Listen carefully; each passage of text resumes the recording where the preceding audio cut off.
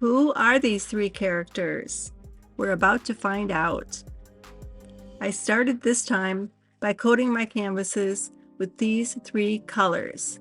I'm going to work simultaneously on three canvases. I've chosen some fairly warm, if not hot, colors for the underpainting.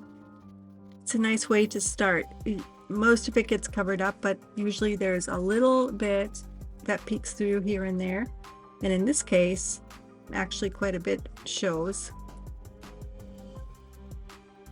So the next step is to start applying the fabric. And of course you want your paint completely dry before you start this. I've grabbed scraps from my scrap bag and I'm using golden matte medium to apply the fabric. Normally when I do this, I don't have any intention as far as what I want to create, but in this case, I know I want to create some type of portraits, and that does influence a little bit, although I don't want it to influence too much. I don't know what they're going to look like or who they'll be. It's one of the reasons I like working like this, because the people show up and sometimes it makes me wonder, who is this person and why did they show up on my canvas? It's a mystery, and I really enjoy meeting them. I'm kind of joking there, but no, it is I do find it very kind of magical. I am going to speed this up now because it will take hours and hours of viewing to watch it at the speed. You'll get an idea for how this works.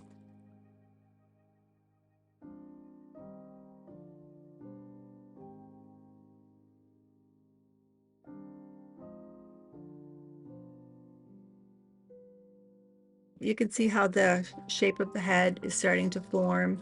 I am turning the canvases upside down and right side up, so I don't yet know which end is up, so to speak. I'm trying to stay loose. I'm trying not to decide what's what, but when you have certain pieces that are like perfect for a certain place, you can't help but put them there. All of the fabrics used are fabrics I've designed. I think most of these are from the Origins collection, which was produced by P&B Textiles.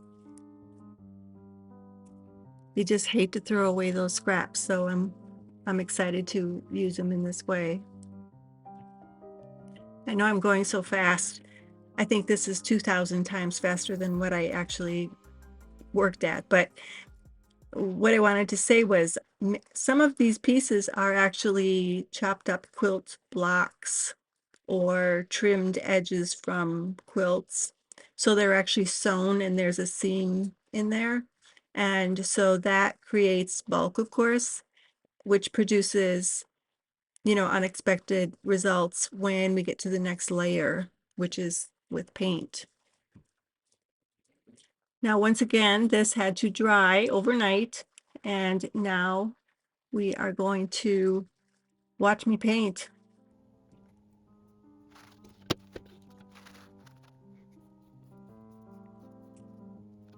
So I haven't yet determined the orientation.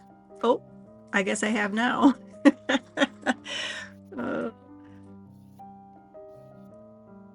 So here I'm painting 500 times faster than I did. It took me a lot longer to decide on the orientation when I wasn't going 500 times faster.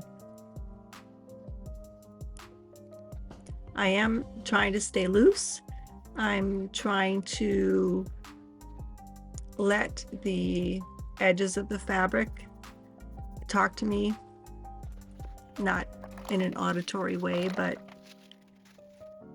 in a directional way. So I have a lot of color on these pieces because of the undercoating and because of the fabric. So I made the choice to limit myself to 3 colors as far as paint goes.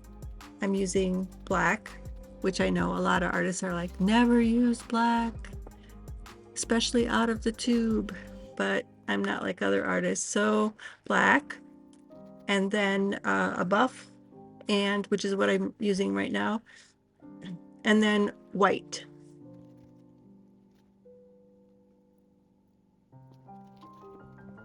Do you think this is fun? Do you do you do you think this would be fun to paint like this, create like this? I always say I like to pretend I'm still in kindergarten and every day is a new art project. And if I can think like a kindergartner and not get caught up in it's not perfect or how does it look, it's so much fun. Originally on this guy, I was going to use that big red space for his eye or her eye. And then I noticed that there's kind of an eyeball up in the fabric there. So the eyes are much different than I thought. But it's also a great example of kind of co-creating with the painting. So originally the eye would be lower, and now it's just much more interesting because it, especially close up, because of the use of the fabric. So those are just some of the decisions that you make along the way, and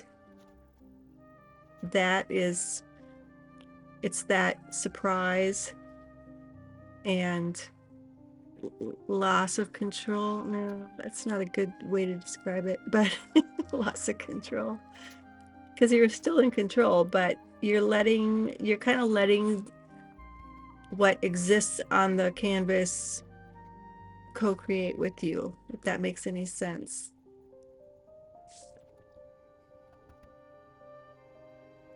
I'm going to make some jumps ahead here just because I don't, even at 500 times faster, it's going to take a long time to watch this. So I'm going to go ahead and jump ahead.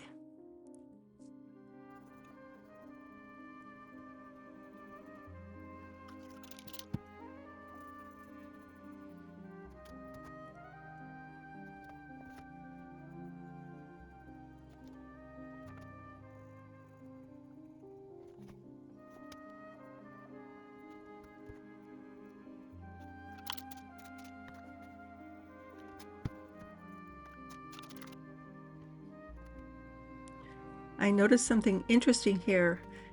In the last clip, when I sprayed with the water, I had just previously painted the black in all 6 eyes, but only their left eyes, or right eye to us, dripped. And I find that kind of intriguing.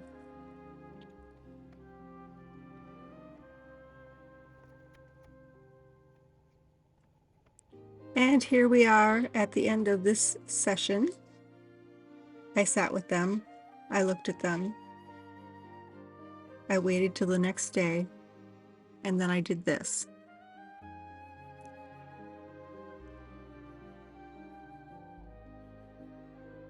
I mixed these 3 transparent colors together, and I painted this glazing over, and then took a paper towel and wiped it back.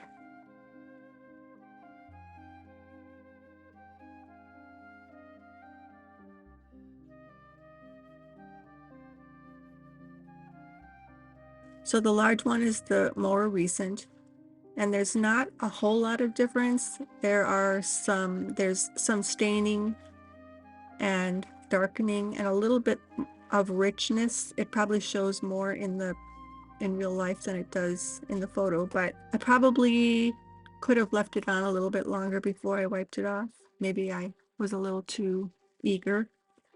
And now we enter the final layer. This is where it gets really exciting.